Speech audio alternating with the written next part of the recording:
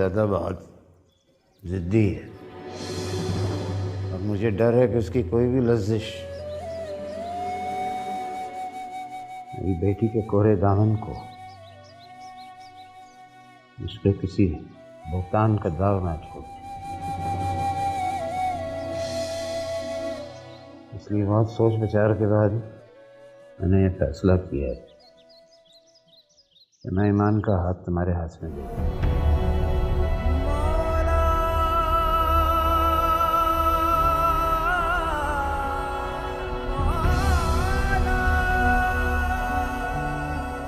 ये ना सोचना कि ये इस लड़के के डर से मैं जल्दबाजी में फैसला कर रहा हूँ। ये बात बेटे मेरे दिल में उस वक्त से पल रही थी जब तुम्हारे माँ बाप मरहूम चले गए और तुम्हारी परवरिश का जिम्मा मेरे पे पड़ गया। अलबत्ता वक्त ने मुझे मोहलत नहीं दी कि मैं ज़्यादा ऐसन तरीके से ये फ़र्ज़ सर अंजाम दे सकूं। नहीं तो मैं अपने ही घर से किसी दूसरे बुज़ुर्ग को तुम्हारा वकील करता और उसके ज़रिए जो तुम चाहते उसके मुताबिक होता। बहरहाल अब भी तुम्हारा फैसला तुम्हारे हाथों में है।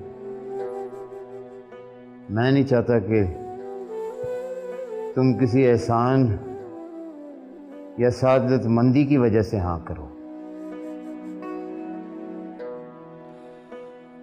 तुम्हारा फैसला तुम्हारे ही हाथ में। आप कैसी बातें कर रहे हैं ताईजान? मैं अच्छी तरह जानता हूं कि आपने माँ बाप से बढ़ के मेरी परवरिश की, हमेशा मेरे हर फैसले की आज़ादी का हक दिया, मेरे वालिदैन से बढ़ के मेरा ख्याल रखा। फिर बताओ, तुम्हें ईमान बतौर शरीके हयात कबूल है? ताईजान, इससे बढ़ के मेरे लिए कोई एजाज़ की बात नहीं होगी कि आप मुझे अपनी फर्जंदगी में कबूल कर रहे हैं। ठीक है बेटे, तुमने मेरे दिल का बहुत बड़ा बोझ हल्का किया। अगले महीने की पहली जुमेरात को तुम्हारा और ईमान का बाकायदा निकाह होगा और इसके बाद हम ये भी फैसला कर लेंगे कि निकाह के बाद रुखसत होकर ईमान तुम्हारे साथ कहाँ जाएगी। फिलहाल तुम दोनों को पुराने हुजरे में मुंतकिल होना पड़ेगा। अल्लाह ने चाहा बहुत जल्द मुस्तकिल बंदोबस्त भी हो जाए। वाह मौलवी साहब वाह, बहुत खूब। तो आपने फैसला कर ही लिया, मुबारक हो। अब्दुल्ला तुम जाओ, मैंने शाकिर से बात करनी।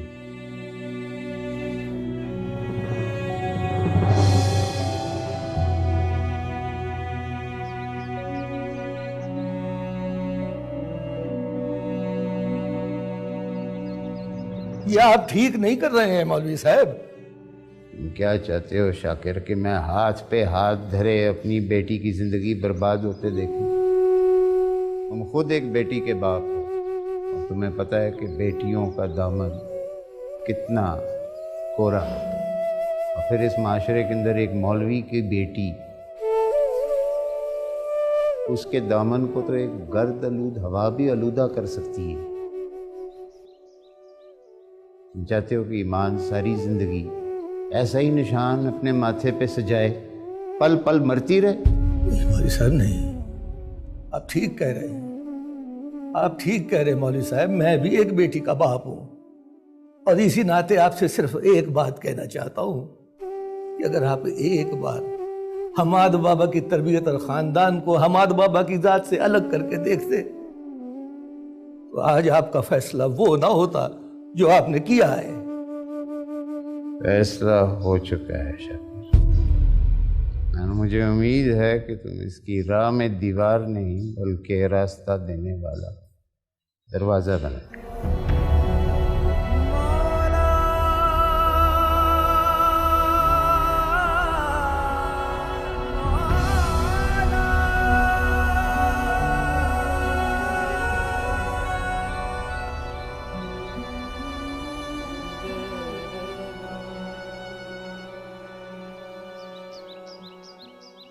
ईमान,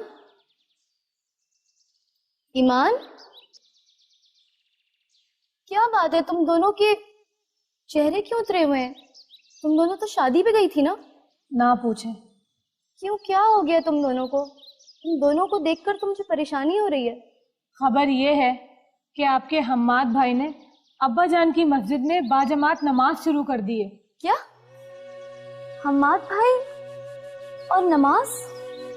ईमान के लिए? क्या पता ईमान के लिए, अल्लाह के लिए, या फिर क्या? अब्बा जी के लिए। इतनी तब्दीली हम्माद भाई में, बाहर इश्क। लेकिन वो होते कहाँ हैं? कहाँ से आते हैं, कहाँ चले जाते हैं? इस बात का भी पता चल गया है, और सच तो ये है कि उसी दिन उनके जज्बे की शिद्दत का एहसास हुआ। सिर्फ मुझे ही नहीं, ईमान आपी को भी और अब्दुल्ला भाई को भी। लेकिन कहाँ है वो? बताते क्यों नहीं हो तुम दोनों? ईमान कहाँ है वो? निघत आपी, आपके हम्माद भाई रेलवे स्टेशन पर मजदूरी कर रहे हैं। कुली बन गए हैं वो, लोगों के सामान उठाते हैं। क्या कह रही हो तुम? हम्माद भाई रेलवे स्टेशन पे कुली बन गए? सुन रही हो तुम ईमान?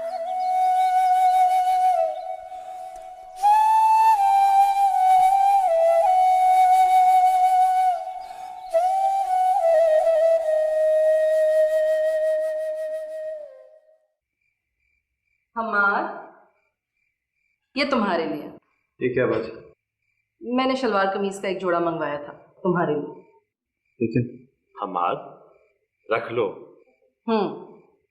रख लो।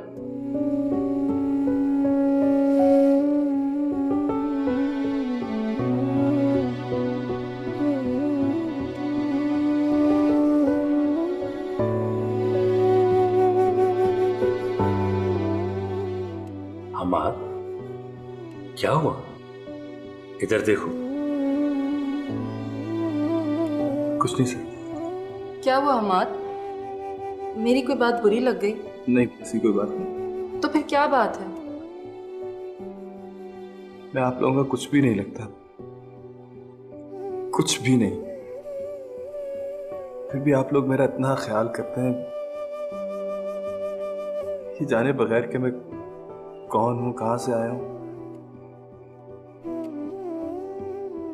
मुझे इतना प्यार ना दें, इतना प्यार ना दें कि मैं उसे सहार ही ना सकूं। प्लीज।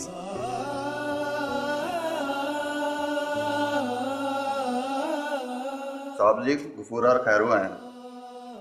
हाँ, वो हमाद से मिलने आए होंगे, उन्हें भेजो। अच्छा, तो मैं आप लोगों के लिए चाय भिजवाती हूँ। ठीक है।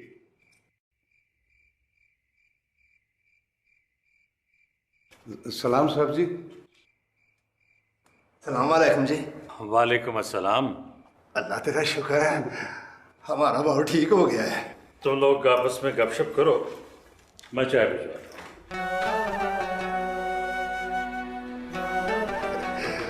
सुनिया, तू तो मेरा त्राई कट छड़िया सी यार। ओए बहुत 212, तू तो बिल्कुल ही ठीक ठाक है। मैं तुम्हारी मजबूरी समझता हूँ डियर, लेकिन बोर्ड ऑफ डायरेक्टर्स के मेंबरान अपनी जगह पर ठीक है।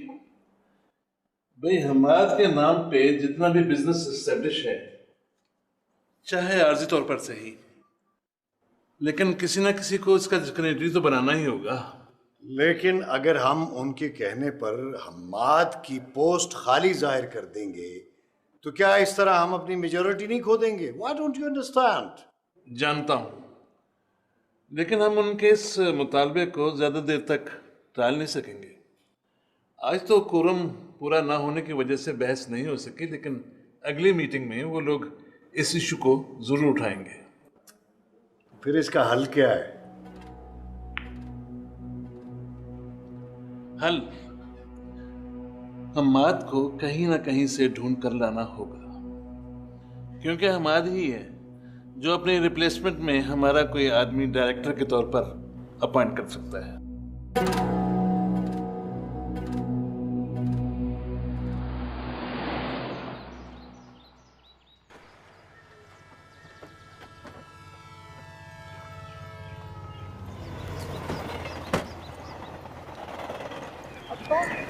किसी कोहली से पूछिएगा। बोझ नहीं ना उठाया जाता तो छुट्टी कर पुत्र, यहाँ कोई जरूरत नहीं तेरी, समझे? जी जनाब, माफ करना जी। जनाब अली, असल में ना गाड़ियाँ सब लेट हैं, आप 5-6 घंटे पहले आ गए। हम गाड़ी का पता करने नहीं आए। मेरा नाम शाकिर है, शाकिर हुसैन। मैं कमिश्नर साहब का ड्राइवर हूँ। फरमाओ। मेरा नाम अब्दुल गफूर है, मैं हेड हूँ कुलियों का। वो असल में हम हमाद बाबा का पता करने आए थे। बाबा माद? एक मिनट जी, एक मिनट। चलो भी चलो, आप मिनटों पर पहुंचो, चलो।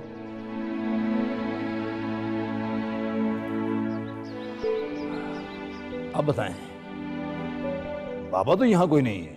नहीं, बाबा नहीं, हमाद नाम है उनका। वो यहाँ पे कुली का काम करते हैं। ये तो मेरे बाऊ हमाद की बात कर रहे हैं। भला मैं उसकी इजाजत के बगैर कैसे बता सकता हूँ? आप चुप कर गए हैं। देखिए, हम बड़ा परेशान हैं गफूर भाई, आप हमें उन तक ले चलें। देखें जी, हमाद नाम का यहाँ तो कुल्ली कोई नहीं है, बल्कि एक लड़का आया था यहाँ पे और आके चला गया। चले गए? कहाँ चले गए हमाद भाई? आप उसकी बहन है? बेटी है ये मेरी, हमाद बाबा की मुंह बोली बहन है। अच्छा अच्छा, इधर है तो वो नहीं। आप ऐसे करें, आप कोई पैगाम दे दें, अगर मेरी मुलाकात हो जाएगी तो मैं उसे बता दूंगा। गफूर भाई, हमें उनके घर वालों ने नहीं भेजा है, हम अपने आप आए हैं उन्हें तलाश करने। इन हाथों में खिलाया है उनको। आपकी बड़ी मेहरबानी है, उन्हें बता दीजिए। शाकिर आया था, उसकी बेटी भी साथ आई थी। एक दफा, बस एक दफा हमारे घर का चक्कर लगा ले, बहुत जरूरी है। आपकी मेहरबानी। चलो बेटा।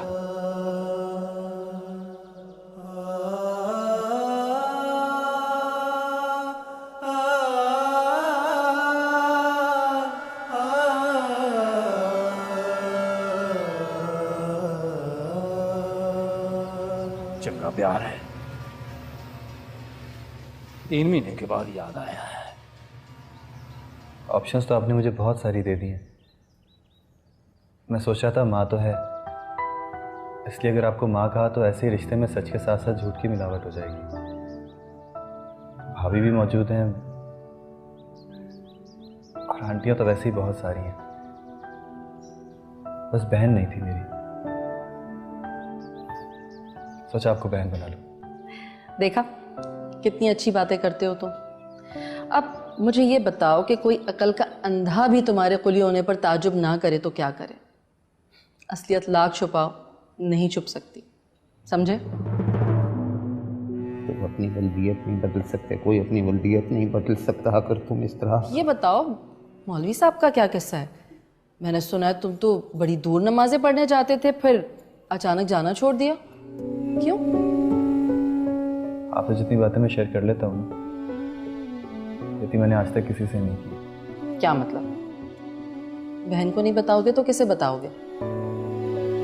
एक छोटी बहन को बताया था पहले, मुश्किल में डाल दिया उसको, और आपको मुश्किल में डाल दूंगी। छोटी बेवकूफ थी, बड़ी बेवकूफ नहीं है।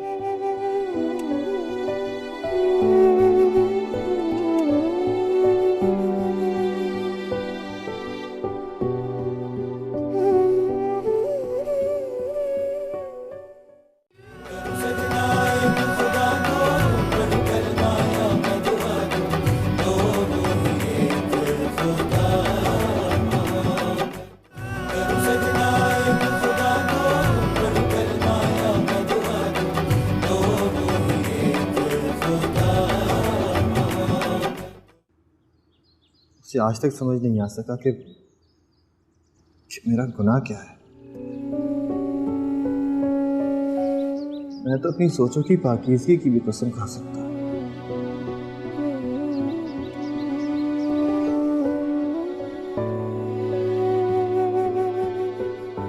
मुझे अगर एक लड़की अच्छी लगी, उससे मोहब्बत करने लगा, उससे शादी करना चाहता हूँ, तो आखिर इस सब में बुरा क्या है? ये सब कुछ गलत कैसे हो सकता है? मेरे घर वालों ने मौलवी साहब की इंसल्ट की, बहुत बुरा किया, बिल्कुल ठीक नहीं किया। मैं उनसे लड़ा, मैंने वो घर हमेशा हमेशा के लिए छोड़ दिया, इसलिए कि वो लोग मादा परस्त दुनियादार लोग थे। पैसे, इख्तिदार, इख्तियार को तो खुदा समझते थे, सजदा करते थे, उसको चूमते चाटते, अना अपनी ईगो के मीनार पे चढ़े रहते थे। लेकिन मौलवी साहब तो दीन सिखाते हैं, कुरान पढ़ाते हैं, इसलिए अल्लाह को मानते हैं, इसलिए वाले अल्लाह को, the real one, the real God, वो अल्लाह जो माफ कर देता है, वो अल्लाह जो रहीम करीम है, जो आजिज़ी पसंद करता है। तो फिर जब मैं उनके सामने माफी मांगने गया, उनके आगे हाथ जोड़े, पाँव पड़ गया उनके, तो उन्होंने मुझे माफ क्यों नहीं किया? मैंने उनसे कहा कि माफ कर दे, जो भी किया मेरे घर वालों ने गलत किया, मैं माफी मांगता हूं, मुझे माफ कर दे। तो मुझे माफ क्यों नहीं किया?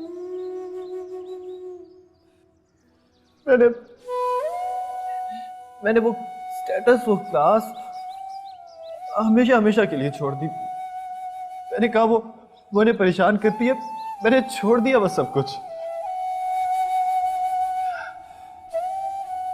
बहुत नीचे आ गया, बहुत नीचे। फिर मुझे पता चला कि मैं सच्चा मुसलमान नहीं हूं, मुझे दीन नहीं आता, भला दीन हूं। मैं दीन की तरफ आया, नमाज सीखी, वुज़ू सीखा, कलमे सीखे। तब मुझे पता चला कि ये सोसाइटी और इसके बनाए हुए ये झूठे कानून ये कितने अहम हैं। बाजी, ये भी अना और ईगो ही तो हुई ना कि मौलवी साहब ने अगर एक दफा कह दिया नहीं, तो वो नहीं हाँ में नहीं बदल सकती। तुम काबिल नफरत हो, तुमसे प्यार नहीं किया जा सकता, मरदूद हो तुम, तुम्हें अपनाया नहीं जा सकता, तुम्हारी खसलत नहीं बदल सकती, तुम लादीन हो, तुम बड़े बाप के सॉरी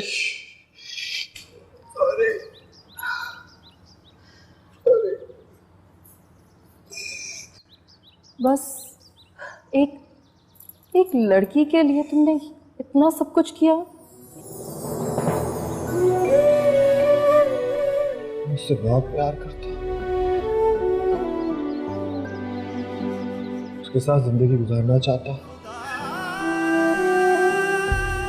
मैं उसके एहसार में हूं, मेरी चारों तरफ उसका प्यारा है बाजी। सिर्फ वही है मेरी सोचों में, मेरे अंदर, मेरे बाहर, मेरी हर सांस में वही है, मेरी हर सांस में आती जाती है वो।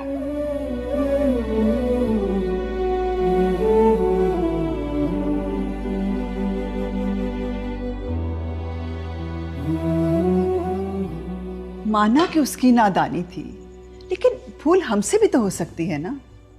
अभी कुछ नहीं बिगड़ा, आप क्यों नहीं जाके उसे ढूंढ लाते? अब कहां से ढूंढ के लाऊं तुम्हारे शहजादे बेटे को? तुम खुद तो वहां वहां मुझे बिना बताए खोज लगा चुकी हो कई कई बार जहां उसके होने का इम्कान था। बाद भी हर दूसरे दिन फोन करता है कामरान को, उससे पूछता है उसका पता लगाने के लिए। और क्या करें, क्या करें? अखबार में इश्तहार दे दें कि रिटायर्ड कमिश्नर अमजद रजा का होनहार बेटा हम्माद घर से उठ के चला गया और एक मौलवी की बेटी के इश्क में दर बदर रुसवा हो रहा है। जिसको पता चले इतला देकर घर पहुंचा दे और मुंह मांगा इनाम ले जाए। What rubbish! Go, go, go. Leave me alone. Yeah.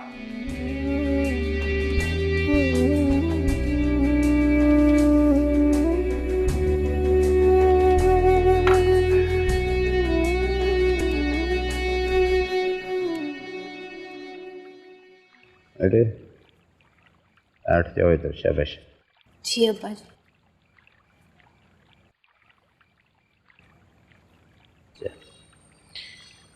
या कहाँ है? वो इधर ही होगी अब्बा जान।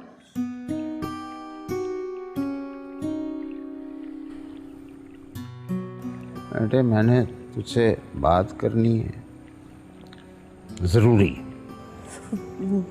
जी बोले। तू को चुप चुप सी रहती है, उदास, जब से तू शादी से लौटी है। खैरियत है? नहीं अब्बा जान, ऐसी कोई बात नहीं है। आज तेरी वालदा मरहुमा बहुत याद आ रही है। वो होती तो इतनी मुश्किल ना पेश आती। मैं ये तो नहीं कहता कि तुम्हारी वालदा की जगह मैंने पुर की है, और अलबत्ता मैंने कोशिश जरूर की है। इसमें कोई शक नहीं अब्बा जान। लेकिन तब भी चंद बातें होती हैं जो कि अगर औरतें ही करें तो बेहतर।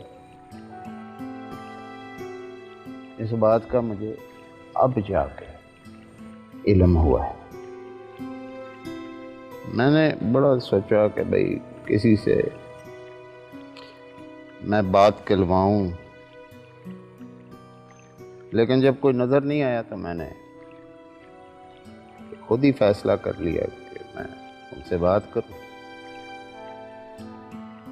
तो मेरी बात सुन रही है ना? जी अब्बा जान, सुन रही हूँ।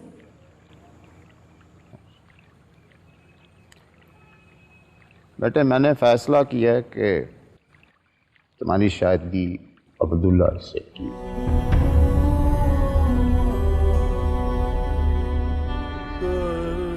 घर का बच्चा है, सादतमंद, मुअद्दब, सबसे बढ़ के बाशरा है, दीन पे कायम है, आंख में हया है, खानदान का है। बेटी मुझे ये बता के तू मेरे फैसले से मुतमईन है?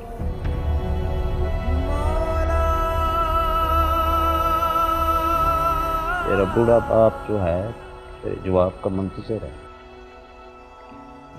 आपका हर फैसला मुझे दिलो जान से कबूल है।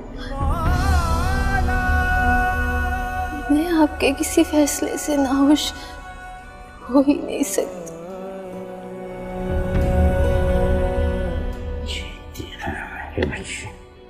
जीती है बेटा। तेरी जैसी बच्चियां होती हैं जो कि अपने माँ बाप के सर पर ताज होती है, उनके लिए बाइस ग़रूर होती है।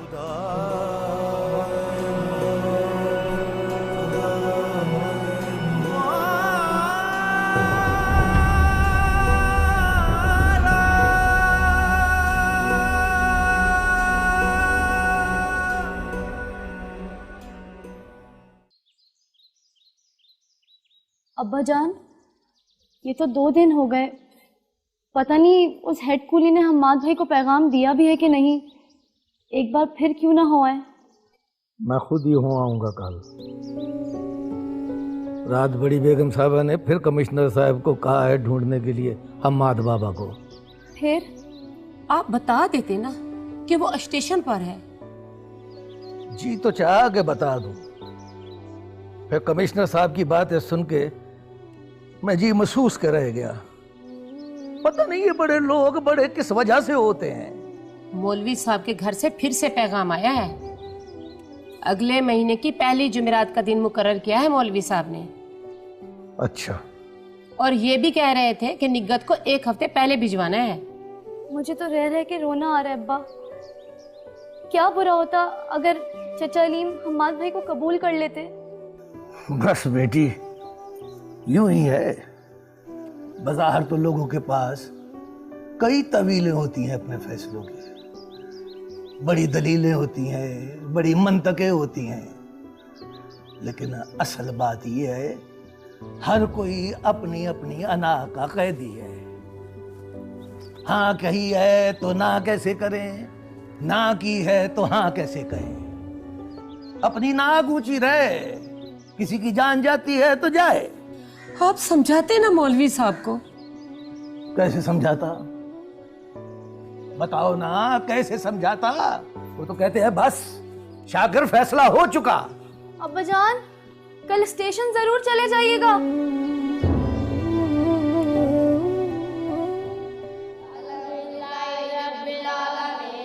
तुम्हें ईमान बतौर शरीक हयात कबूल है। अब भी तुम्हारा फैसला तुम्हारे हाथों में है। कि अगर आप एक बार हमाद बाबा की तरबियत और खानदान को हमाद बाबा की जात से अलग करके देखते तो आज आपका फैसला वो ना होता जो आपने किया है। फैसला हो चुका है। सजदा एक खुदा को पढ़ू कलमाया मैं दुआ दोनों ही एक खुदा और मोहब्बत।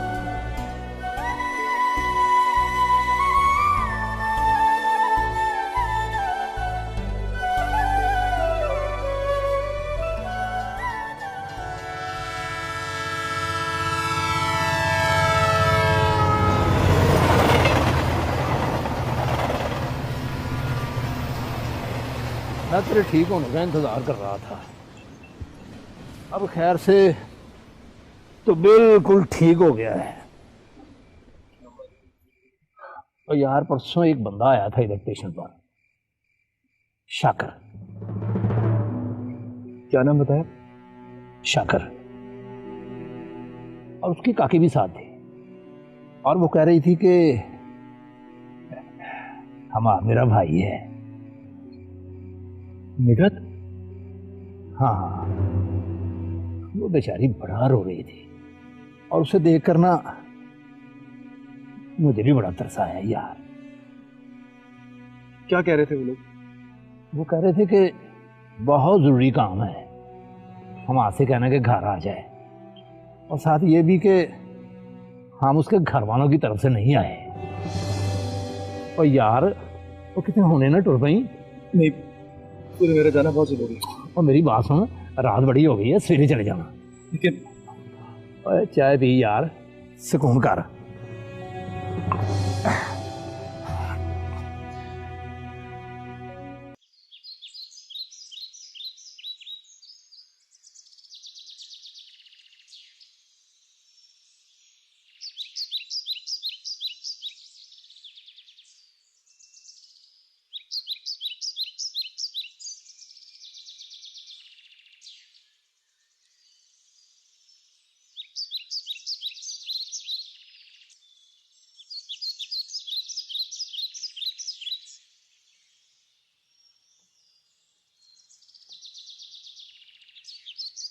मुझे खुदा के लिए मुझे बताओ कि तुम उस दिन स्टेशन पे क्यों आई थी मुझसे मिलने?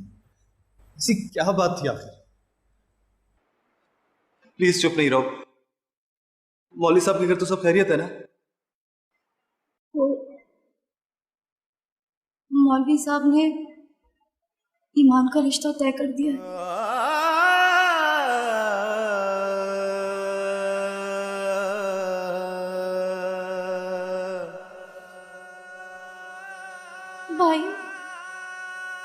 आप चुप क्यों हैं?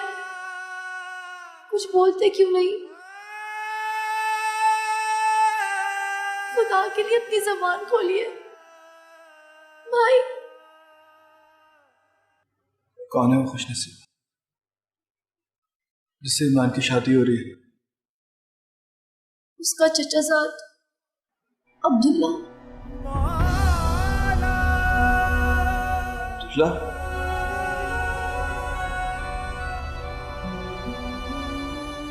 लेकिन अब्दुल्ला तो